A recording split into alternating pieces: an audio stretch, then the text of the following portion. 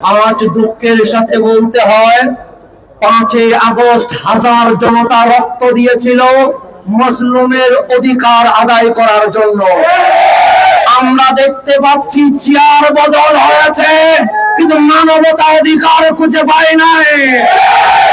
আমরা জানিয়ে দিতে চাই, এই সোনার বাংলায় শহীদ ফারুকীর রক্ত এখনো লেগে আছে, আল্লামা বাকি বিল্লাহর রক্ত এখনো লেগে আছে, খাদিম লিয়াকতের রক্ত এখনো লেগে আছে, ইসউদ্দিনের রক্ত এখনো লেগে আছে। আজ মুসলিমের অধিকারের জন্য হাজার জনতা যে রক্ত দিয়েছে, যদি ইসউদ্দিনের হত্যার বিচার না হয়, ওই রক্তের সাথে বেঈমানি হয়ে যাবে। আমরা প্রশাসনকে জানিয়ে দিতে চাই, একটা জুলাই গিয়েছে, আরেকটা জুলাই অপেক্ষা করছে।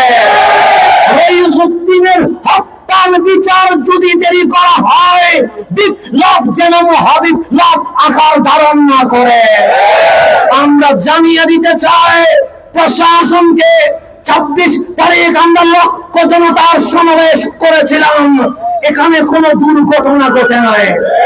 কারণ আমরা হাসানের মতো নরম হতে পারি, কিন্তু যখন উগ্রজিৎ জেগে ওঠে, আমরা হুসাইনের মতো রক্ত দিতে পারি।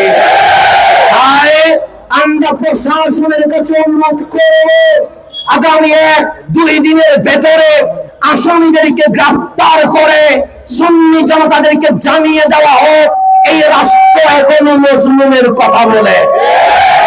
আমরা রইসউদ্দিনের হত্যার বিচার না হওয়া পর্যন্ত আমরা রাজপথ কখনো ছাড়বো না, ইনশাআল্লাহ।